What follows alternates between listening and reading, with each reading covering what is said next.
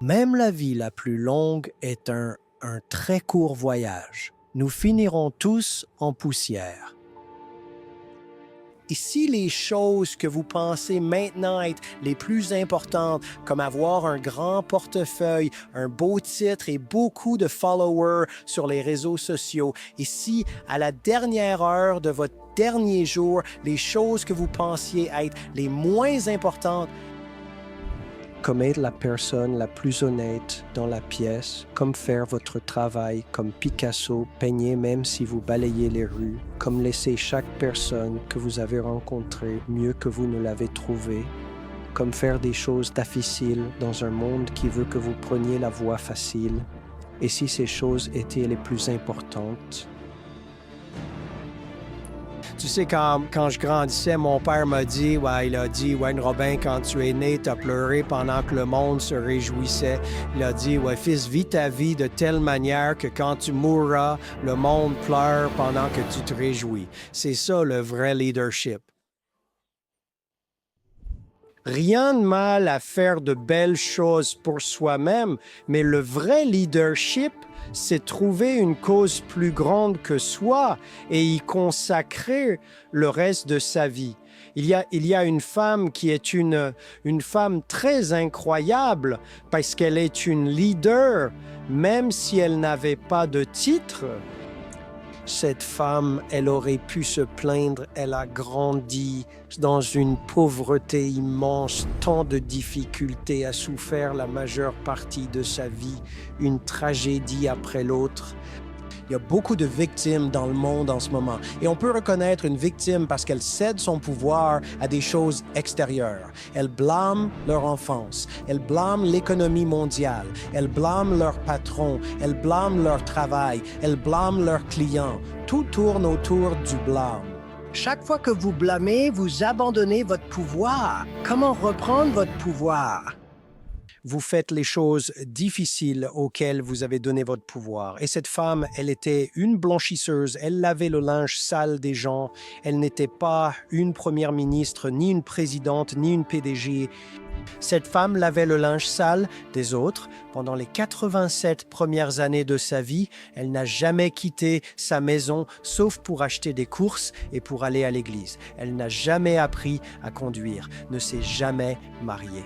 Bien qu'à l'âge de 87 ans, elle ait dit à sa meilleure amie qu'elle cherchait encore un bonhomme. Et pourtant, au moment de son décès à l'âge de 91 ans, elle avait été honorée par des dirigeants mondiaux. Elle avait rencontré des premiers ministres et des présidents.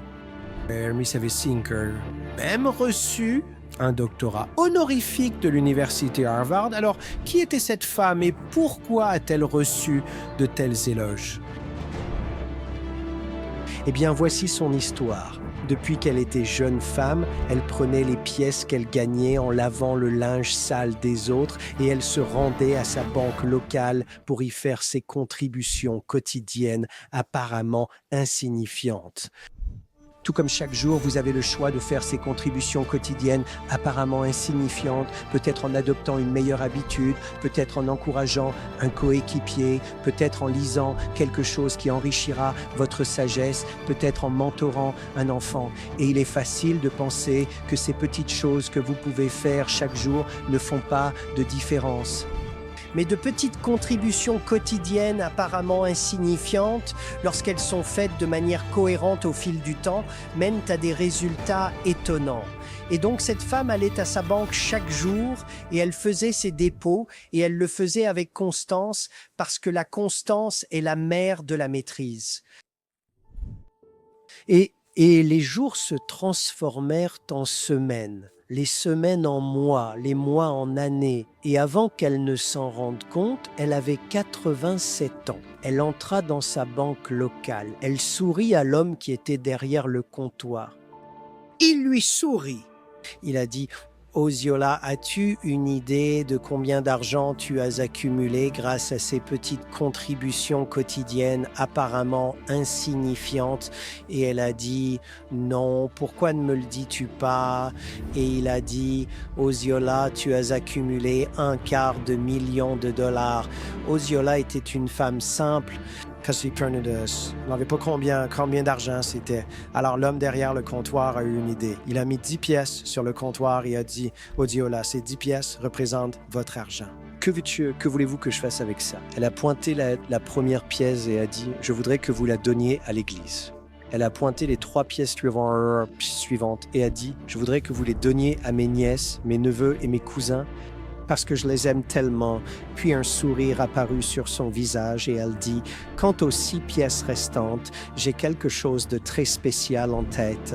Un mois plus tard, l'université locale de la ville natale d'Osceola McCarthy a reçu un chèque de 150 000 $ de sa part, avec une note manuscrite attachée qui disait « Je voudrais que vous créiez une bourse pour les étudiants afro-américains pauvres qui savent encore rêver, qui rêvent d'être des leaders, qui rêvent d'être des poètes, qui rêvent d'être écrivains, qui rêvent d'être entrepreneurs, qui rêvent d'être pompiers dans un monde qui a oublié l'importance de rêver. Nous sommes tellement occupés à être occupés, mais quel est le but de passer les meilleures années de votre vie à gravir des montagnes pour réaliser que vous avez gravi les mauvaises? Un journaliste a retrouvé Osceola et a dit « C'est incroyable, vous donnez tout votre argent. » Quel est votre rêve? Et elle a dit, eh bien, je suis une femme âgée et je sais que je ne vivrai pas très longtemps, mais je souhaite tellement qu'avant de mourir, je puisse voir le premier bénéficiaire de ma bourse traverser la scène de remise des diplômes. Mais je sais qu'à cause de mon âge avancé, cela ne va probablement pas se produire. Et pourtant, mes amis, un mois avant sa mort, le premier récipiendaire a traversé la scène de remise des diplômes. Et après sa mort, un autre journaliste a retrouvé l'étudiant et a dit « Avez-vous entendu la nouvelle? Votre bienfaitrice est partie, Osceola est décédé, avez-vous un commentaire ?» L'étudiant a dit « Oui, j'ai un commentaire. Le paradis n'aurait pas pu avoir un meilleur ange. » Elle était une source d'inspiration, elle était un trésor, elle était une bénédiction pour toute la salle. C'est ça, le leadership.